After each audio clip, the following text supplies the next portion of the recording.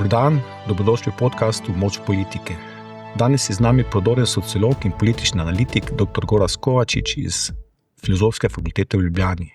Ob delavskem prazniku nas zanima, katere stranke danes voli delavski razred. Imamo v Sloveniji sploh kakšno delavsko stranko? Se delavski razred vse bolj zateka k skrajni desnici? Sogovornika bomo tudi vprašali, kdo bo globalno plačal ceno carinske vojne, ki jo sproži ameriški predsednik Donald Trump. Gost, ki je tudi visokošolski sindikalist, bo ocenil reformne napore vlade. Dober dan, lepo pozdravljeni. Dober dan. 1. maj je pred vrati, praznik dela. Imamo v Sloveniji sploh kakšno delavsko stranko dela? Kot samo umeven odgovor se ponuja, da je to stranka Levica, pa dejansko je? Mogoče je treba tu ločevati med stranko dela in stranko delavcev. Levica bi rada bila stranka dela, se pravi, njen program zagovarja razredne interese dela. Drugo vprašanje pa je, koliko je zares uspela prepričati delavce, da jo volijo. Koliko je po vaše? Ja, če se spomnimo zadnjih volilnih rezultatov, je pravzaprav prestopila parlamentarni prag šele takrat, ko so prišli rezultati iz ljubljanskih volišč. Vse kaže, da Levico voli predvsem humanistično izobražen srednji razred. Z urbanimi vrednotami. Veliko se ga nahaja prav v mestu Ljubljana, ne pa samo tam, pač živi razpršeno, tako kot je tudi sicer poselitev Slovenije precej razpršena.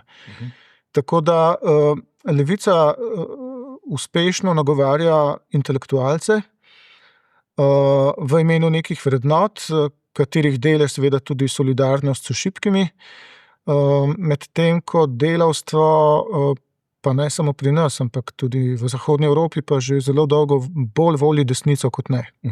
Torej Levica nikoli ni uspela najti te organske povezave z delavskim razredom? Ja, prej je našla povezavo recimo s kulturniki, s kulturno sfero, nevladniki, skratka s tem nekim intelektualnim prekariatom, ki je skoncentriran predvsem v Ljubljani. Tu je zgleda veliko več personalnih zavezništev in simpatij, kot pa pri tistem delavskem razredu, ki ga pač najdemo v raznih industrijskih središčih, pa v storitvenem sektorju, vse povsod po Sloveniji in tako naprej. Zdaj, širše gledano v politiki je treba opozoriti na to, delitev levica-desnica, tradicionalna delitev, seveda je zgrajena predvsem na osi delo versus nekaj drugega. Levičarske stranke so vedno bile egalitaristične, bile so za zmanjševanje ekonomskih neenakosti, nagovarjale so tiste, ki živijo od dela, se pravi delavce, javne uslužbence, upokojence in podobno. Desnica je zagovarjala na eni strani interese kapitala, interese posestnikov, na drugi strani pa konzervativne vrednote, se pravi tiste, ki imajo konzervativne vrednote.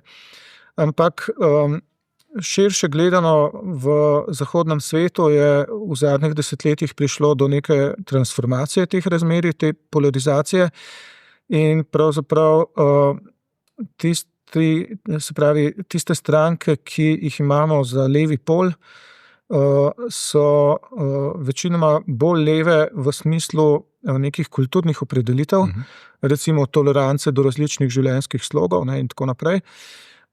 Skratka, bolj so liberalne v smislu sprejemanja drugačnosti, kot pa da bi bile levičarske v smislu egalitarističnih ekonomskih in socialnih politik.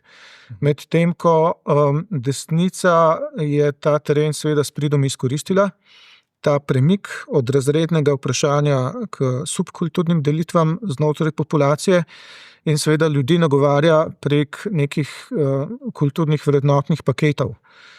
Kar pomeni, da lahko delavce uspešno nagovori že s tem, da jih nagovarja z nekim konzervativnim, izključevalnim diskurzom, z nečem, kar je blizu vsakodnevnemu kulturnemu občutenju svoje življenjske sredine, kot jo čuti delavski razred. In seveda, ko se stvari premaknejo na to raven, da tako imenovana levica, recimo tipa Kamala Harris, nagovarja urbane subkulturne manjšine, desnica pa kulturno večino, ki v veliki meri sovpada z delavskim razredom, potem je seveda ta polarizacija postala kulturalizirana in je razredno vprašanje prišlo na stranski tir. In točno to, kar opisujete, se je dogodilo v zadnjih letih v Sloveniji, v slovenski politiki. Tudi, seveda, do neke mere tudi, čeprav se tu stranka Levica vendarle trudi, da bi ostala do neke mere klasično leva stranka, se pravi s poudarjanjem nekih solidarnostnih in egalitarističnih politik pri recimo upravljanju socialnih sistemov, trga dela, do neke mere gospodarstva, čeprav tega dometa nikoli ni imela, da bi prišla na kakšno tako ministrstvo. Tako da zdaj levičarske reforme stranke Levica, recimo zdaj v tem mandatu, ko je v vladi, so recimo dolgotrajna oskrba. Dobro, pokojninska reforma je bolj neka korekcija. Potem sledove dolgoletnega delovanja Levice lahko vidimo v aktualnem poskusu vladne koalicije, da bi razmejila javno od tržnega zdravstva. Ne. Predvsem te stvari bi nekako izpostavil in tu Levica poskuša biti še vedno klasična leva stranka. Ampak za njihovega odpadnika, Miho Kordiša, to ni dovolj. Za svojimi somišljeniki ravno v teh dneh ustanavlja novo stranko z imenom Mi socialisti. Bo to zdaj tista prava delavska leva stranka? To bomo šele videli, ne? Opozoril bi na to, da ima stranka, ki se danes imenuje Levica, za sabo že kar nekaj turbulentnih obdobij, tudi preimenovala se je že vsaj dvakrat. In večkrat je prišlo do nekega osnovnega razkola v članstvu oziroma v tistih vodstvenih krogih. Na eni strani so tisti, ki so s tem, ko so šli v ustanovitev stranke skupaj s kolegi in kolegicami, to razumeli na ta način, da je cilj vstopiti v institucije in znotraj institucij po pravilih, ki jih institucije dopuščajo, nekaj spremeniti v smislu izvedbe nekih levih politik. To pa seveda potem pomeni, da te do neke mere požre in zaznamuje kolesje parlamentarizma. Ko vstopiš v vlado, te seveda določa to, da moraš vsako reformo uskladiti s številnimi interesnimi skupinami, ker imamo v Sloveniji pač tak sistem. In na koncu seveda ne moreš realizirati v čisti obliki tistega, kar si v začetku zadal, ampak je to vedno nek kompromisni rezultat. Na drugi strani pa vedno znova vsakih nekaj let v tej stranki, kakorkoli se že imenuje, se oblikuje neka skupina odpadnikov, ki vodilni struji v stranki očita ravno to, da deluje po pravilih institucij političnega predstavništva, da je preveč kompromisarska, najnovejša krilatica je, da je neoliberalna. Ampak kot jaz to vidim od zunaj, mislim, da gre tu za razkol glede tega, ali se sploh hiti politično stranko in prek volitev in drugih kampanj boj za vstop v parlament, v vlado in tako naprej, z vsem, kar to prinese s seboj, ali se pa tega pravzaprav ne iti in biti raje neka zunajinstitucionalna opozicija, ki lahko seveda načelna, ki kričava in tako naprej, vendar bo težko pripeljala do nekih rezultatov, vsaj tistih, ki jih lahko dosežete, če ste enkrat v vladni koaliciji. Tako da ta Kordiševa odcepitev ni prva v zgodovini Levice, že večkrat je prišlo do takih razkolov. Kordiš pravi, da ima za seboj 500 članov Levice oziroma 500 članov te nove stranke, zdaj a so vsi prišli direktno iz Levice, ali so prišli od kod drugod, to ne vemo. Ampak jaz bi to opozoril na to, da 500 aktivnih članov je sicer dobro izhodišče za delo na terenu, za dialog neposreden z delavci in tako naprej, kar je gotovo nek Kordišev cilj in je tu tudi močan, ima potencial, vendar pa 500 glasov na volitvah seveda ne zadošča za prestop parlamentarnega praga, ta številka mora biti tam 100-krat višja. In tam je treba seveda oblikovati neko širše zavezništvo, ne samo imeti nekaj 100 radikalcev, ki imajo zelo trdno globoka prepričanja in so lahko pač zelo požrtvovalni v boju za svoje politične cilje, pri iskanju še dodatnih nekaj 10,000 glasov do parlamentarnega praga bo Kordiš moral vendarle nagovoriti še marsikoga drugega, ne. Tudi ljudi, ki imajo mogoče bolj zmerna stališča, ki jim radikalizem v smislu sloga nastopanja, ki jim je tuj, jih odbija in tako naprej in tako naprej. Je pa to verjetno nevarna igra, ne, za levico, ne. Koliko škode po vaše lahko naredi Kordiš s svojimi somišljeniki levice? Je ravno to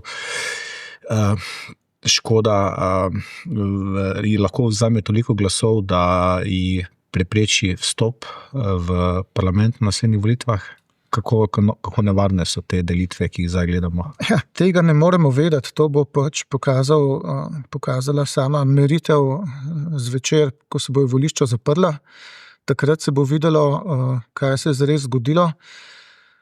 Kordiš morda računa na to, da lahko razpolovi tudi volilno bazo, ne samo članstva v stranki, in se morda opira na tisti odstotek, ki ga je dobil na predsedniških volitvah, ampak ni nujno, da so takrat Kordiša volili vsi, ki bi volili zdaj tudi Kordiševo stranko, ne. Kordiš se je takrat z nekaterimi izjavami marsikomu zameril, recimo, da je treba nacionalizirati vsa stanovanja, ki jih ne moreš posesati, ne da bi kabel za napajanje sesalca večkrat pretaknil, ne, med vtičnicami in tako naprej.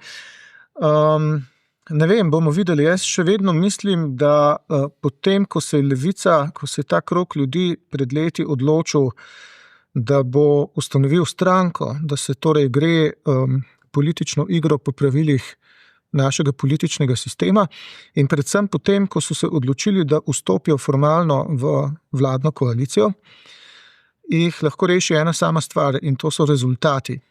Rezultati, ki jih bojo volivci lahko prepoznali kot levi rezultati, se pravi kot rezultati, ki so izboljšali socialno državo in tako naprej. Pač seveda v okviru tistih resorjev, ki jih je stranka prevzela. V preteklosti je pravzaprav od vseh teh sicer retorično močnih nastopov stranke Levice je bil praktično edini rezultat sprememba zakona o minimalni plači, takrat, ko je bila Levica jeziček na tehtnici v tisti Šarčevi široki koaliciji 5+1.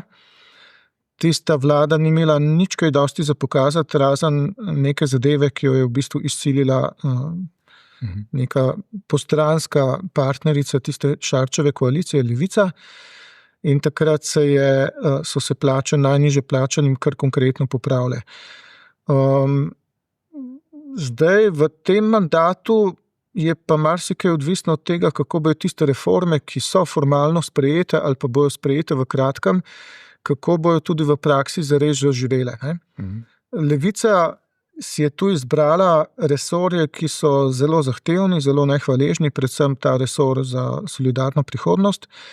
Tu sta dva velika programa bila napovedana in zdaj nekako grejo stvari v smeri izvedbe. Eno je dolgotrajna oskrba, torej zakon je sprejet. Nedvomno je velik dosežek, da jim je uspelo doseči nov prispevek, se pravi nov finančni vir, ker brez nič ni nič, brez nekih dodatnih izdatkov seveda tudi ne more biti dodatne storitve. Vendar je tule zdajle nekaj mesecev, preden se začne vse skupaj izvajati, kar nekaj odprtih vprašanj, predvsem kadri, kdo bo to vse izvajal. A je dovolj kadrovskih kapacitet, a je dovolj operativnosti celotnega ustroja institucij, da bo to zares dalo rezultate, ki jih bojo ljudje prepoznali kot neko dodano kakovost v svojem življenju oziroma življenju svojih starejših sorodnikov, znancev in tako naprej, da bo to odtehtalo to, da je seveda na drugi strani treba nekaj vplačati v ta nov sistem obveznega zavarovanja. Če bo vse skupaj operativna polonija, potem bo seveda veliko vprašanje, kaj bo z legitimnostjo te zgodbe. In midva veva, da tu ne gre samo za težavo koordinacije institucij, CSD-jev, domov starejših občanov, ministrstva in tako naprej. Tu gre tudi preprosto za kronično dolgoletno pomanjkanje kadra na področju socialnega skrbstva, zaradi nizkih plač in tako naprej, pa tudi zaradi precejšnjega razcveta zasebnega dela trga dela v zadnjih letih. Tako da to je ena zgodba, ki je lahko zgodba o uspehu, je lahko zgodba, ki stranko Levica legitimira kot pravo levičarsko stranko, ki ima za povrh tudi nekaj za pokazati in bo s tem lahko parirala Kordiševi močni in seveda polemični napadalni retoriki.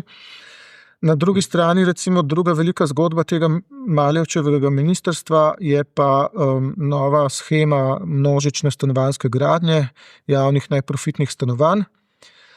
Trajalo je dolgo, predolgo, preden so se znotraj vlade dogovorili, da se z zakonom določi nek letni proračunski znesek, ki bo šel za ta namen.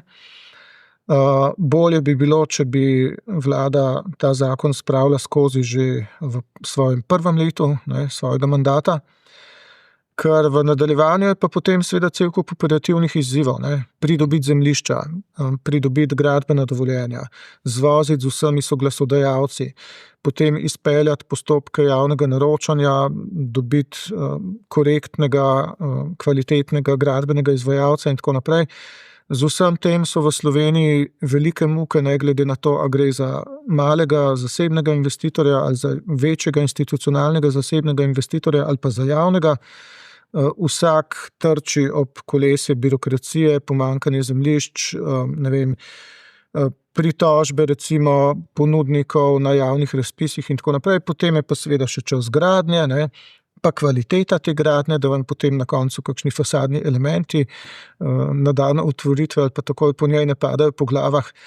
Tako da preden se bo nekaj poznalo iz te nove stanovanjske sheme, bo tule seveda bomo že globoko v naslednjem mandatu. In lahko se zgodi, da stranka, ki je gotovo vložila ogromno političnih naporov, da to vse skupaj skoordinirala znotraj vlade, preprosto na naslednjih parlamentarnih volitvah ne bo še utegnila teh sadov požeti. To bo pokazal čas, zadnje leto pred volitvami.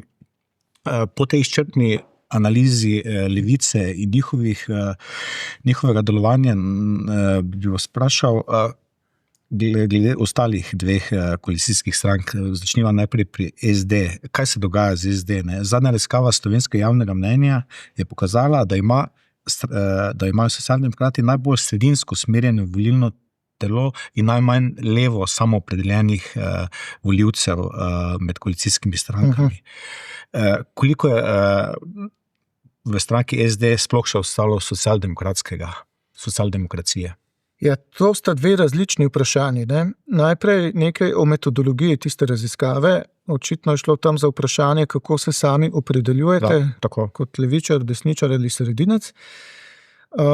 In zdaj, tu se je treba vprašati, kaj so imeli respondenti v mislih, ko so se odločili med temi tremi odgovori, ki so bili edini možni.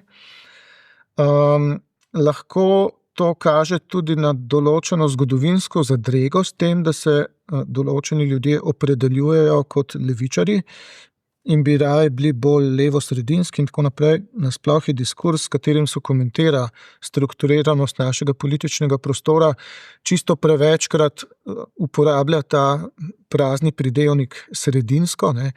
Recimo skrajno desno stranko se poimenuje kot desno-sredinsko. Kot mimikrija. Kot mimikrija, vsi so nekako sredinski, vsi so legitimni, ampak nekdo, ki sistematično spodkopava ustavno ureditev, bi mu težko rekel sredinski, razen če je to zdaj postal mainstream, ampak tega si najbrž ne moramo želeti. Tako da tu moramo biti vsi skupaj nekoliko bolj kritični in samokritični, ko uporabljamo ta pridevnik sredinski. Zdaj, stranka SD zgodovinsko izhaja iz nekdanje partije, ki je že 35 let tarča kampanje, češ totalitarna stranka, na vesti ima množične zločine in tako naprej.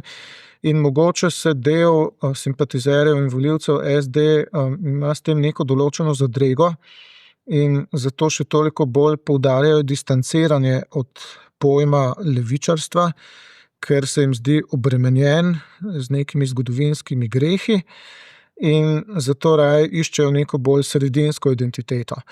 Ampak, da bi ugotovili, kaj so zares imeli volivci v mislih in kakšna so zares njihova stališča na neki osi ideoloških opredelitev do določenih aktualnih vprašanj, bi pa ta anketa morala povprašati še o čem drugem. Kjer bi se potem pokazalo, koliko so ti, ki mogoče nočejo biti samo deklarirani za levičarje, koliko pa so v resnici levičarji. Na splošno pa lahko ugotoviva to, SD je že kar nekaj volilnih krogov v težavah, je sicer neka konstantna stranka, se drži, čeprav ima večkrat težave, se zgodijo afere in tako naprej, nikakor ni muha enodnevnica. Pa vendarle, glede na to, kakšno kilometrino ima, nakopičene izkušnje, znanje, koliko sposobnih kadrov ima, je verjetno vedno znova na koncu volitev razočarana, češ spet je prišel mimo en novi obraz, ki se je ustanovil včeraj in nam pobral potencialno 25%. Tako da tu se mora stranka SD vprašati pravzaprav, kakšno identiteto sploh ima, kaj sploh je, kdo oni so. Kakšno identiteto vi vidite pri njih? Koliko še vidite socialdemokratskega na tej strani? Mislim, če se pogovarjate z njimi, oni sami o sebi govorijo, da so delavska stranka, da imajo te socialdemokratske korenine, da poudarjajo socialno državo in tako naprej. Po drugi strani bi pa lahko rekli, da je to tudi stranka različnih interesnih skupin, tudi takih, ki seveda skušajo uveljavljati neke zasebne interese, kar bi pa bolj spadalo na desno. In to smo videli v teh mogoče aferah, s katerimi se stranka sooča. recimo nacionalnega kapitala, stranka tistih, ki bi radi nekako bili priklopljeni na javne finančne tokove in tako naprej. Pri teh aferah, ne samo Litijska, mogoče še bolj simptomatična je tista afera Spirita. Tam imamo mi neko premogovno regijo, za katero se že desetletja ve, da jo bo treba temeljito prestrukturirati. In ko je bil čas za to, takrat, ko so šli lobisti prepričevati levo in desno nacionalno politiko, da je treba investirati 1,4 milijarde v nov blok termoelektrarne, namesto da bi recimo s tem denarjem tehnološko posodobili industrijskega giganta v istem mestu, ki bi lahko ustvarjal seveda bolj zanesljiva, bolj kakovostna delovna mesta. Tam je stranka SD bila zraven pri tem premogovniškem lobiju, ker se pač v Velenju ima močno bazo in je sledila, čist populistično je sledila temu krču, ki zaznamuje prebivalstvo Velenja, češ, če nam vzamejo premogovnik, se nam bo mogoče vse sesulo in bo naše mesto umrlo. In tu ni pokazala, takrat, ko je bil čas za to, neke zrelosti, neke smelosti, da bi ljudem nalila čistega vina in rekla, glejte, emisijski kuponi pomenijo, da čez toliko in toliko let bo treba tu prenehati s termoelektrarniško in premogovno dejavnostjo, dajmo se pravočasno prestrukturirati v smislu produkcije drugačnih delovnih mest, v smislu tudi drugih sistemov ogrevanja celotnega mesta in tako naprej. Oni so tu peljali neko konzervativno politiko. Zdaj, ko je termoelektrarna praktično prišla v nek poddržavno skrbništvo, ko je to finančni bolnik, ki ga je treba subvencionirati, ko so jo celo morali za to, da bi pokrili, da bi legalizirali te subvencije, ko so jo morali prekvalificirati v toplarno, čeprav še vedno kuri enako količino premoga kot prej. Zdaj se je pa pojavil nek denar za subvencije, za nove podjetniške pobude, ki bi prestrukturirale ponudbo delovnih mest. In na ta denar, ki prihaja že skrajno pozno, so se poskušali prisesati ljudje, ki so povezani s stranko SD, s tisto stranko, ki je pač, bom rekel, pomembno strateško zamočila zgodbo tega premogovništva. In spet se manipulira tu z zaskrbljenostjo prebivalcev Šaleške doline, pri tem bi pa nekdo rad seveda pohopsal denar. Tako da takih zgodb, takih simptomatičnih zgodb ima ta stranka že kar nekoliko preveč, ne, in se morajo resno zamisliti, kam to pelje, ker delavstva s tem očitno ne morejo množično prepričevati, tako kot to tudi Levici ne uspeva. V mestih je ta stranka izgubila pozicije, odkar je to intelektualno sceno prevzela nova stranka Levica. Zdaj, če bi to bila rada hkrati tudi stranka domačega kapitala, imamo itak strateški problem, ker po letu 2013 v bistvu v Sloveniji ni več pogojev za to, da bi se šli nacionalni kapitalizem. Slovenija se je tu pridružila ostalim vzhodnoevropskim državam in postala strukturno v lasti pač globalnega korporativnega kapitala. Zdaj, če bi stranka SD rada bila stranka tistih, ki bi radi bili priklopljeni na državni proračun, pa to seveda inherentno pomeni tudi tveganje, da bojo izbruhane še kakšne korupcijske afere. Skratka, naj se odločijo, premislijo, reflektirajo, časa imajo še dovolj, ampak če bojo tako brezbarvni, kot so zdaj v tej vladi, potem se mi zdi, da kljub tradicionalni zvesti bazi, ki mogoče ima sicer težave z levim samoopredeljevanjem, pač ne bo presegla tistega rezultata iz zadnjih parlamentarnih volitev. In tisto capljanje okrog 5-6% pomeni, da si lahko pač en majhen kolešček v koaliciji, in če nisi ravno jeziček na tehtnici, potem tudi se ne moreš ne vem koliko šoperiti in pokazati neke distinktivnosti od vodilne stranke. Omenili ste vodilno stranko. Kakšen profil ima stranka Gibanje Svoboda, torej stranka novega obraza? Na eni strani imamo predsednika stranke in vlade Roberta Goloba, ne, ki se leto dni pred volitvami vedno bolj zateka neko levičarsko intonirano retoriko, na drugi strani pa je finančni minister, podpredsednik vlade in podpredsednik stranke Klemen Boštjančič. Ne. On pa ostaja zvest predvsem neoliberalnim stališčem in interesom finančnega kapitala. To se mi zdi neko pomembno konfliktna situacija in nerazrešena identiteta te stranke.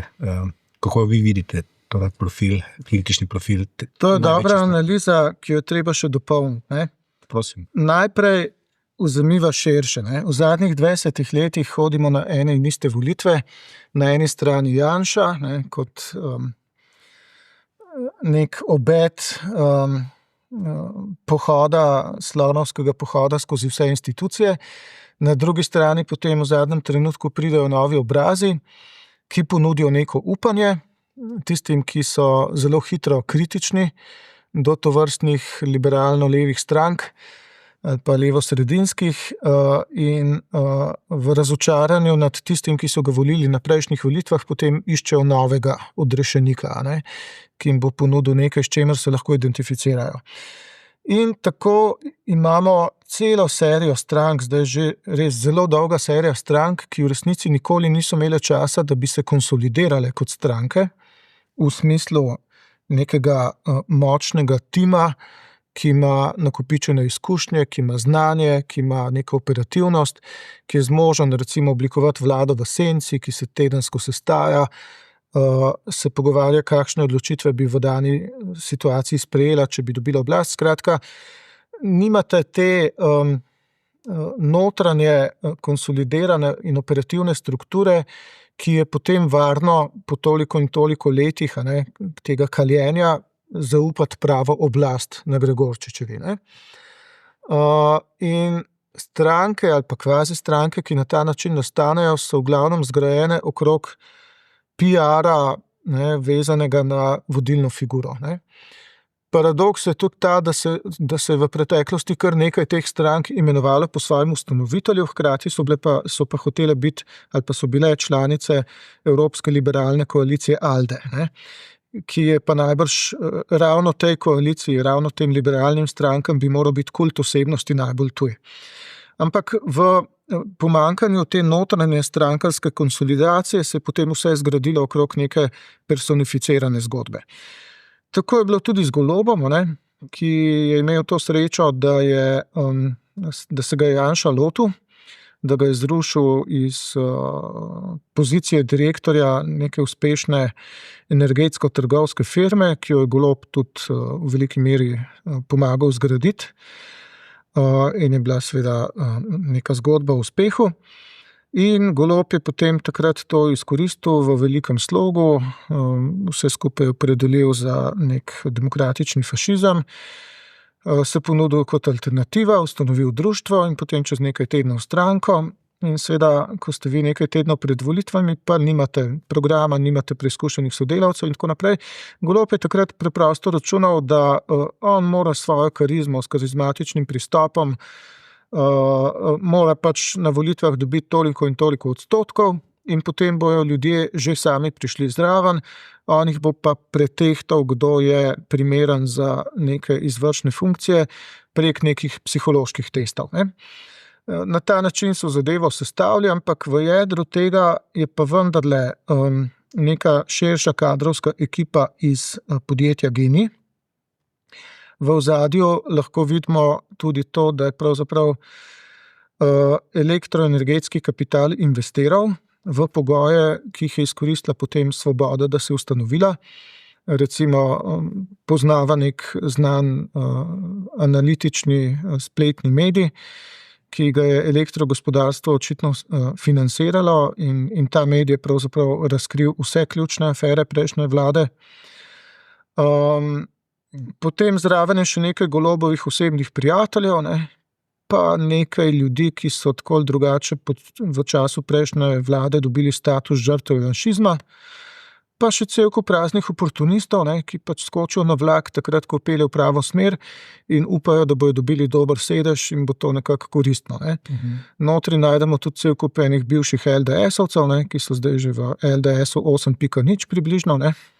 Ampak vse skupaj se je zgodilo preveč na hitro, da bi cela ta ekipa se imela čas pripraviti na nekaj tako grozno zahtevnega, kot je to, da dobite oblast s tako velikim volilnim uspehom. V Sloveniji očitno ni težava dobiti 36% na volitvah, nočna mora je pa potem vladati, ne, če na to niste pripravljeni. Program Gibanja Svoboda je bil pravzaprav na eni strani sestavljen iz precej leporečanja, na drugi strani pa tisto, kar je bilo najbolj oprijemljivo, je bilo pa pravzaprav prenos nekega poslovnega modela podjetja GEN-I na državno raven. Na področju energetike je bil ta program še najbolj oprijemljiv in sicer je zagovarjal množično solarizacijo s spodbujanjem nekih javno-zasebnih partnerstev, ne. Zdaj na koncu tega kaj dosti ni bilo, ker se je izkazalo, da bo treba tudi še kakšnih 5 milijard investirati v omrežje, preden se bojo ljudje spet lahko priklapljali s svojimi hišnimi elektrarnami. Ampak povsod drugod je bila pa ta stranka nepopisan list in so potem to praznino zasedle razne skupine. Kdo ja in kako? In zdaj v tako veliki stranki s takim velikim procentom se morava spomniti na stare čase LDS-a, ki je bila pač tako velika stranka, da so se znotraj pojavile tudi frakcije, ne. Nekatere frakcije LDS-a so bile izrazito socialdemokratske, ne, so zagovarjale širitev socialne države, recimo javno šolstvo, sistem socialnega partnerstva, sindikati in delodajalci in tako naprej. Druge so bile usmerjene v neke privatizacije, v neke finančne zgodbe in tako naprej.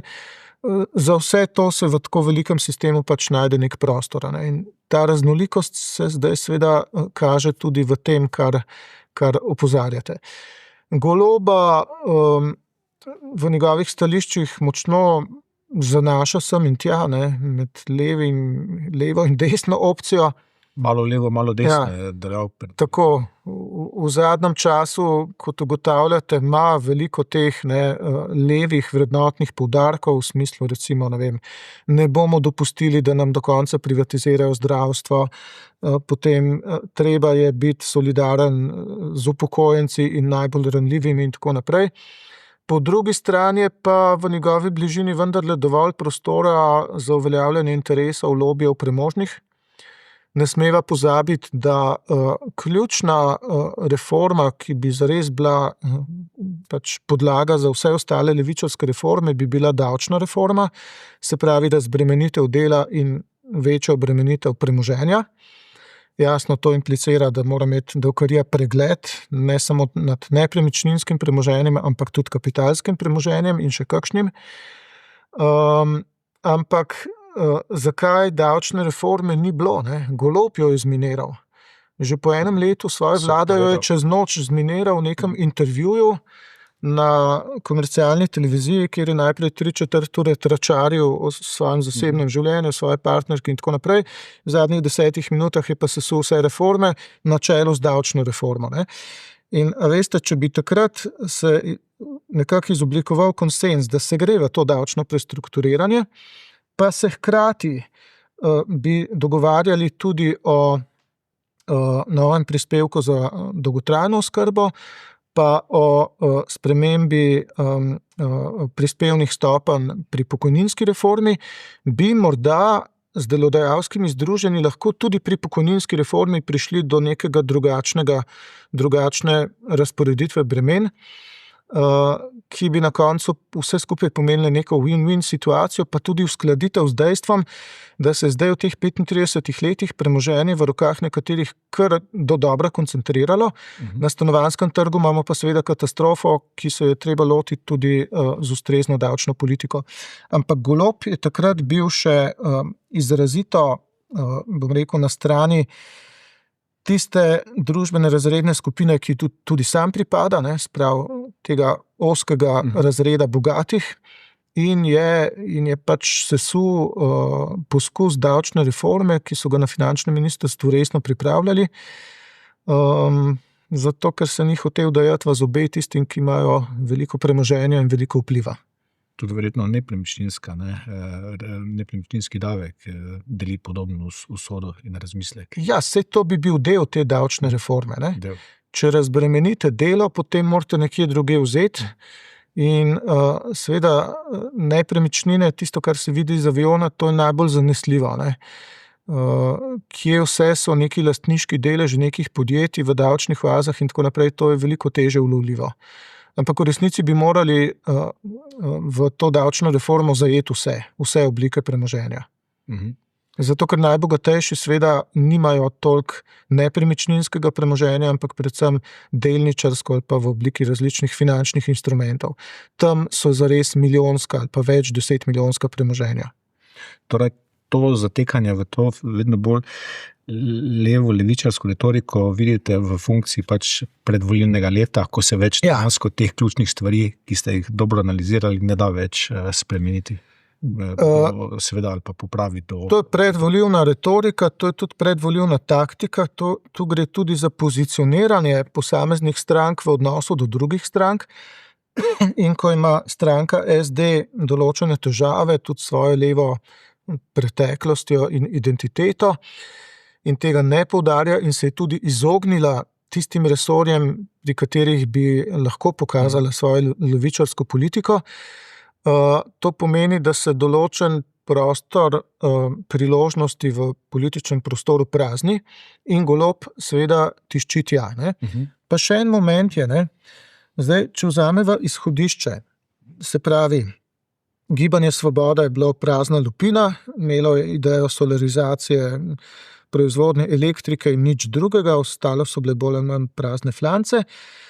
Zdaj, po 3 letih, če pogledava, kaj ima ta vlada za pokazati, tiste mogoče najbolj izrazite reforme, dobršen del njih so pravzaprav izpeljali ministri iz vrst Levice in tu ima vlada kot celota pač nekaj za pokazati in to, kar ima za pokazati, ima levo vsebino. In če se torej Golob v retoriki približuje tem vsebinam, to pomeni, da skuša pravzaprav tudi participirati pri sadovih koalicije kot celote. Okay. Vlada, sploh ko govorimo o reformnih prizadevanjih, reformah, se rada pohvali s tem, da se pri reformah usklajuje z sindikati, da je usklajena z sindikati.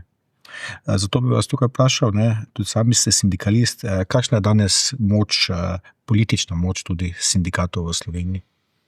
Torej, ta sistem, ko se vlada mora posvetovati s sindikati, pa tudi z delodajalskimi združenji, da ne pozabiva, imamo v Sloveniji že od leta 1994.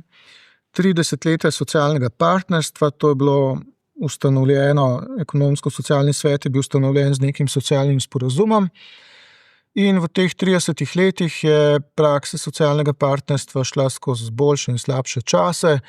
Bili so časi, ko se je dalo kaj dogovoriti, čeprav nikoli zlahka, bili so tudi časa loputanja z vrati, ko je kakšna stran za nekaj časa zapustila delovanje ekonomsko-socialnega sveta in tudi v času te vlade je bilo eno tako kar dolgo obdobje, praktično 1 leto je trajalo, ko so delodajalci protestno zapustili delovanje ekonomsko-socialnega sveta.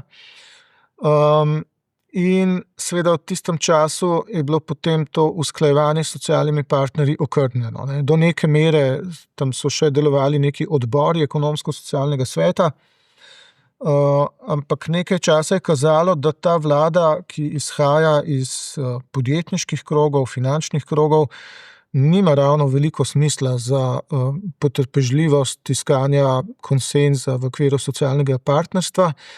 Potem so pa vendarle zbrali moči, se pogovorili z delodajalci, jih prepričali, da so se vrnili nazaj za pogajalsko mizo.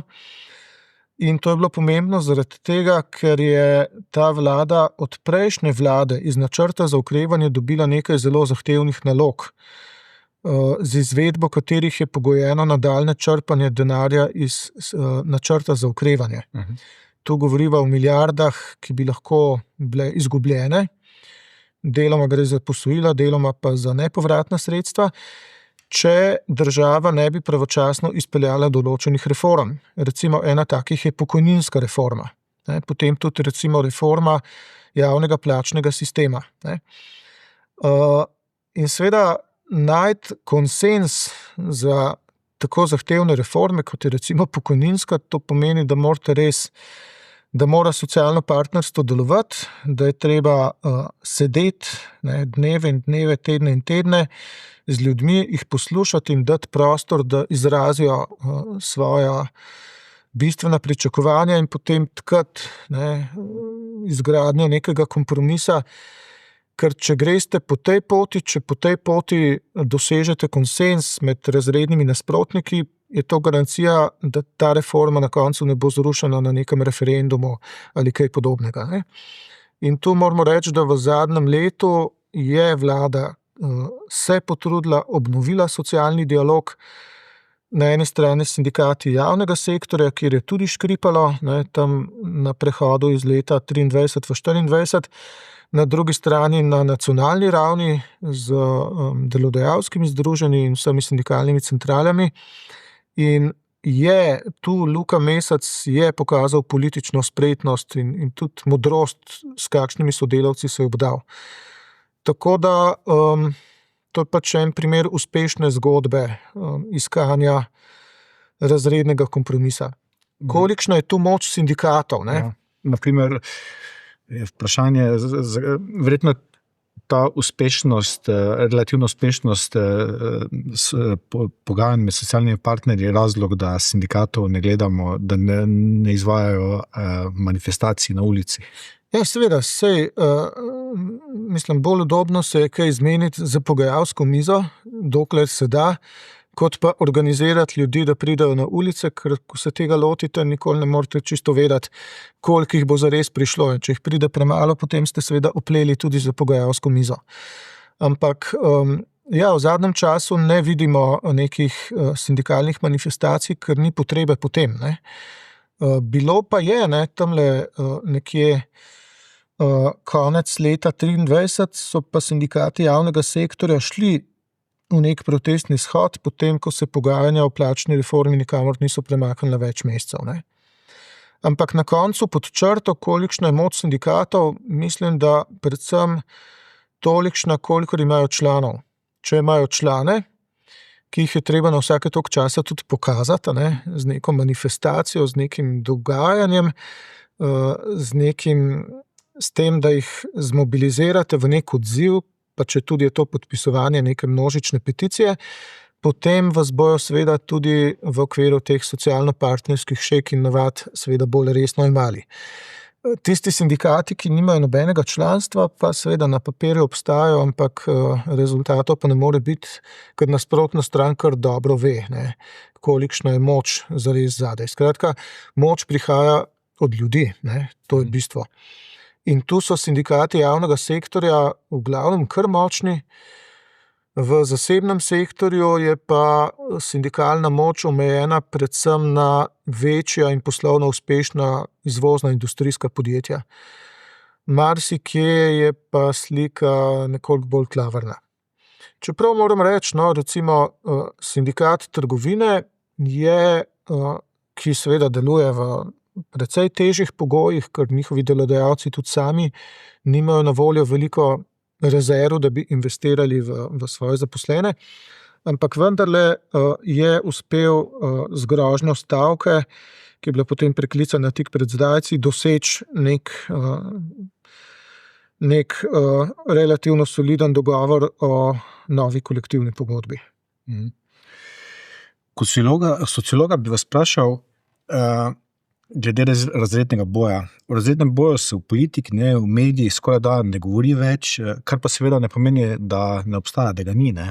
Ja. Kakšne so torej frontne črte razrednega boja v leta 2025 v svetu, v Evropi in Sloveniji? Ja, to je vprašanje za naslednje 3/4 ure. Ampak ja, en takšen, da Najni poslušalci in gledalci verjetno ne bojo zdržali še enega predavanja. Bi vas prosil, ja. No, mogoče bi poudaril predvsem to. Razredni boj seveda obstaja že s tem, da lastniki kapitala oziroma tisti, ki se borijo za neke zasebne interese, svoje interese učinkovito uveljavljajo. Se pravi, razredni boj ne pomeni šele tega, ko grejo, ne vem, delavci v nek štrajk, na nek protestni shod in tako naprej.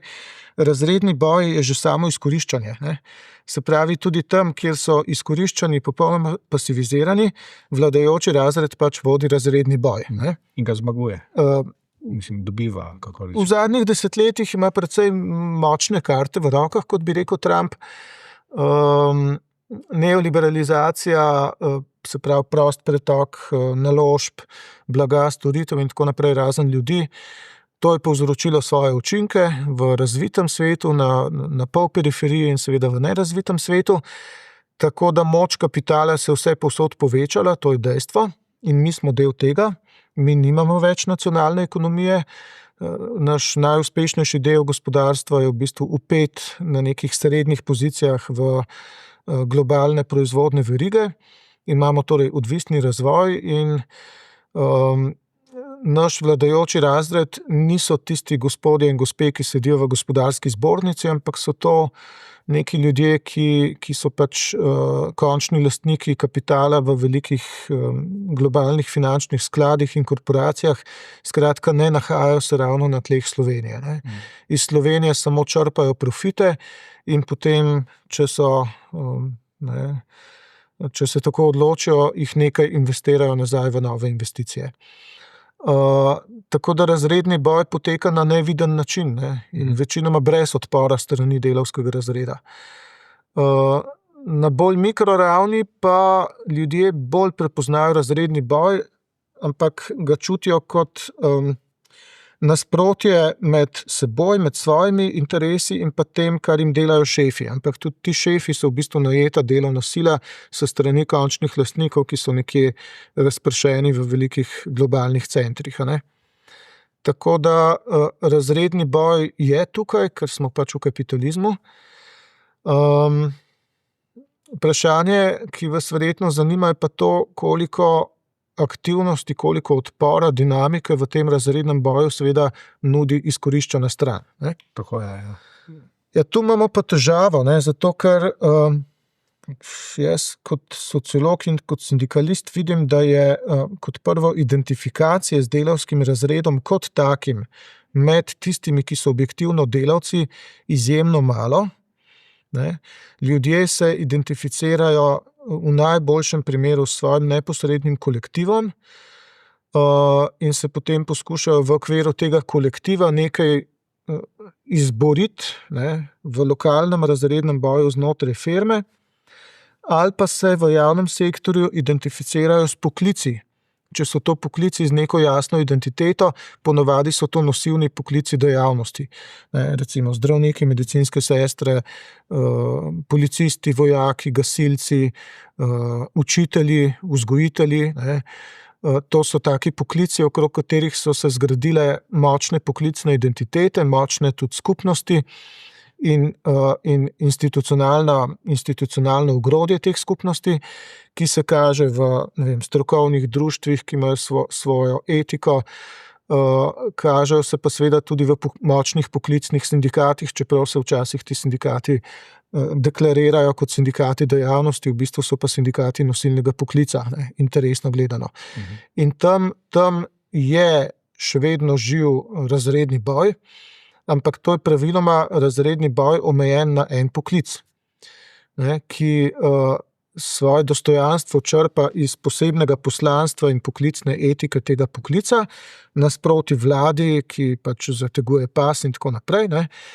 Včasih pa vidimo tudi sindikalne aktivnosti, ko ti de facto poklicni sindikati v javnem sektorju v bistvu mobilizirajo svojo bazo ne samo proti vladi, ampak tudi proti sosednjemu poklicu. In smo videli tako neke stavke, ko so stavkali pravzaprav proti najbližjemu drugemu poklicu.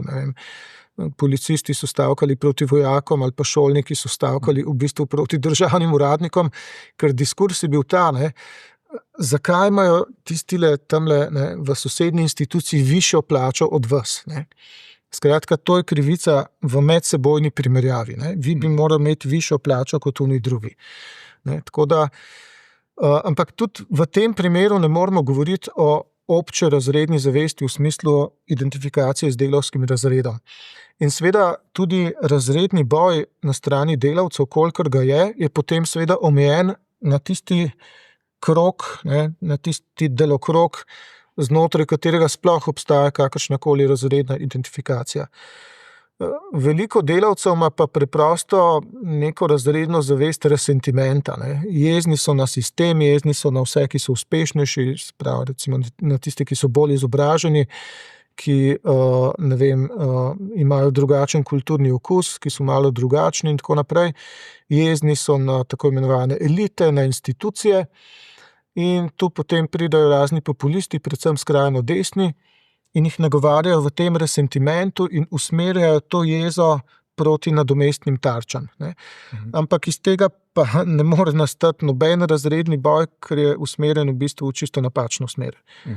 Je pa lahko dobro za seveda pridobivanje politične podpore, pa seveda tudi za preusmerjanje pozornosti iz ključnih osišč, kjer danes poteka razredni boj, v neke nadomestne konflikte.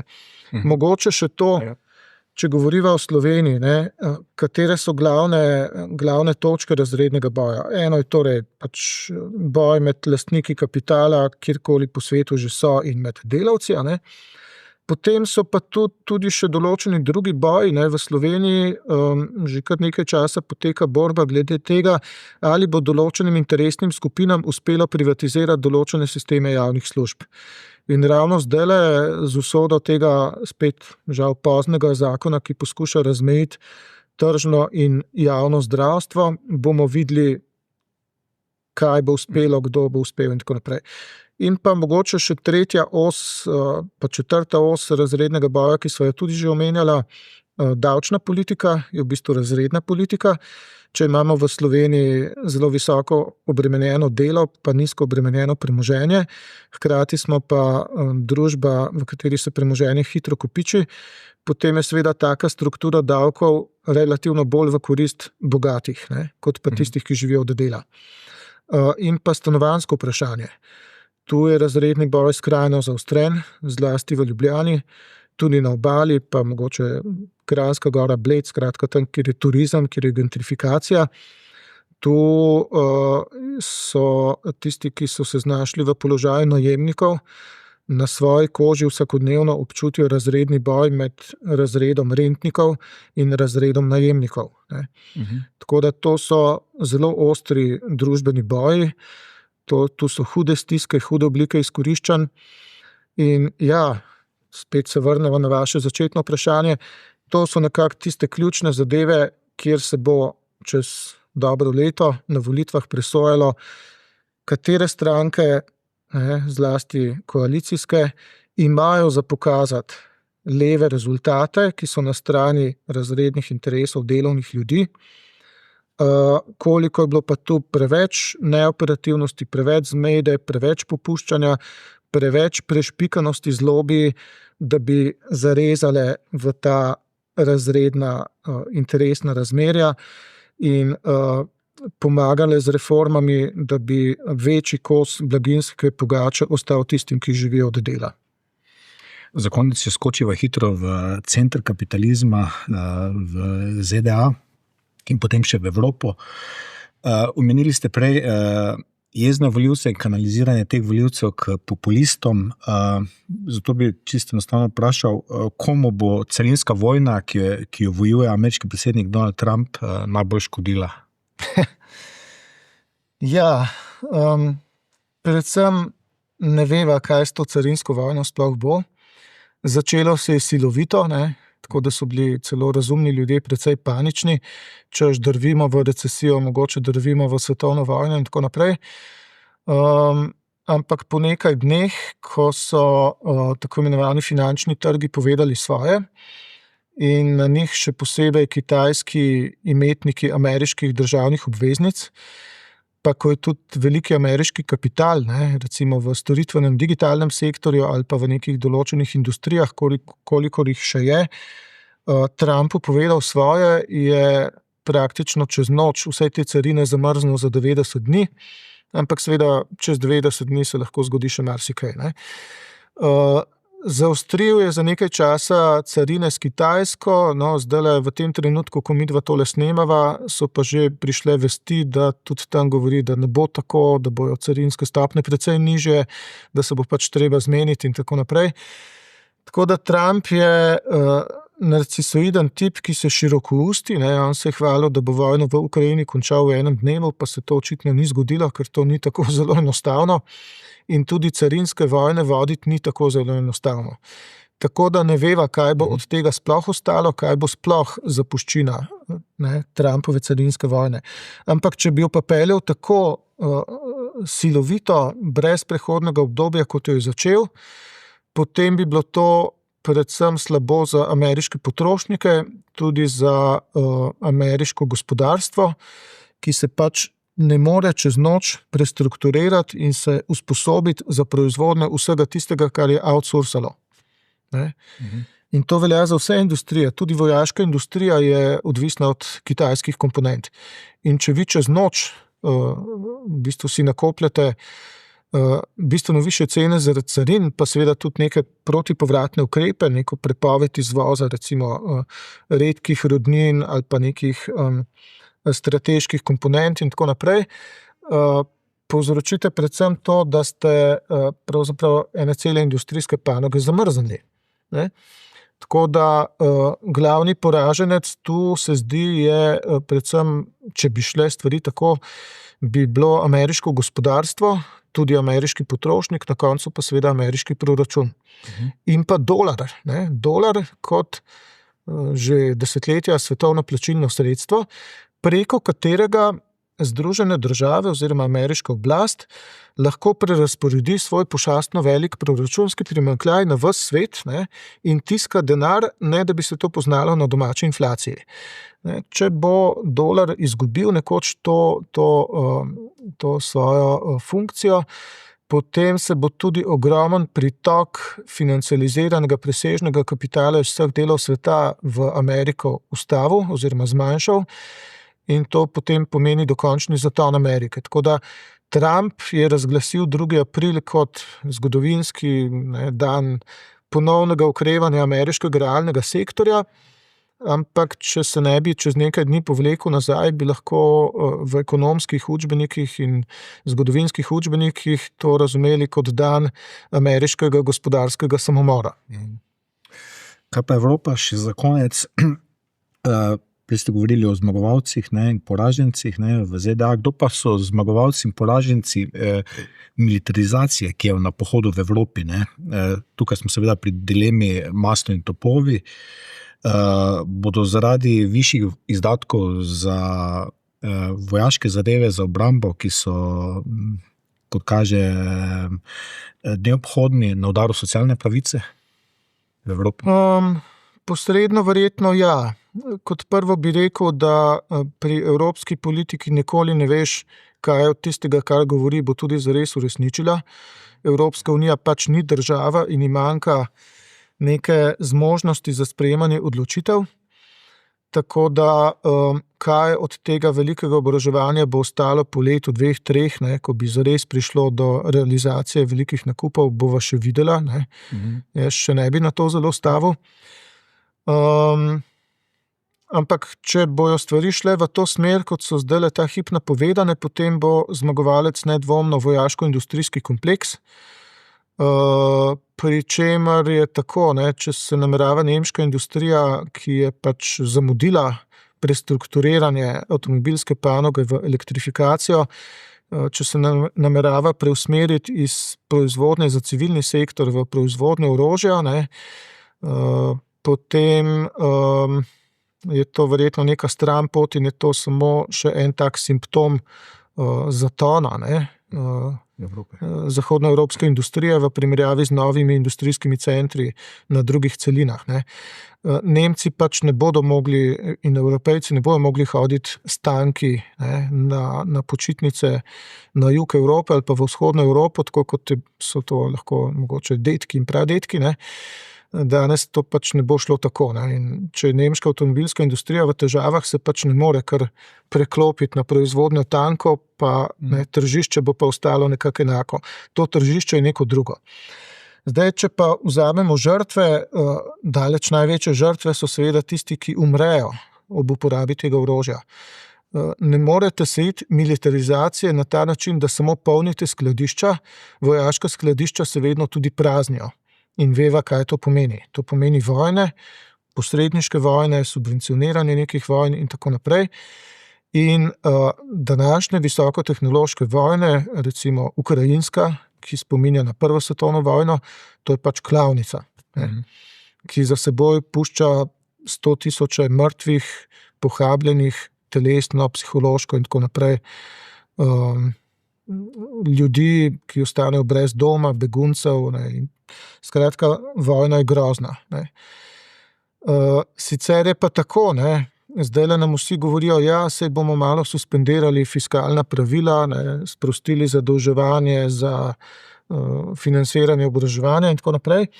Že, ampak ti dolgovi bojo vendarle dolgovi in jih bo treba nekoč plačati. In na področju javnih dolgov bankrot ne obstaja. Upniki se ne odpovejo oziroma nobeno sodišče ne razveljavi njihovih terjatev. Dolgovi bremenijo deželo, se pravi prebivalce, ne glede na to, če neka država izgine, jo nadomesti neka druga, razpade, se združi in tako naprej, je okupirana. Vedno dolgovi, ki jih javna oblast najame, bremenijo deželo, se pravi prebivalce. In tisto, kar bomo zdaj se zakreditirali za neko oboroževanje, ki ga lahko neka stacionarna vojna ali ukrajinska itak pokuri več kot sproti, vse te dolgove bo treba nekoč plačati. Zdaj, iz česa jih bomo plačali, kaj je naša davčna baza, ob tem, da je naš realni sektor itak v težavah zaradi silovite azijske konkurence. Kdo bo to plačal? Slej ko prej bo račun izstavljen seveda tako ali drugače uporabnikom proračuna. Se pravi, ta dilema bo, topovi ali maslo, ampak račun bo prišel pa z odlogom. Gospod Kovačič, najlepša hvala za to temeljito analizo. Hvala za vabilo.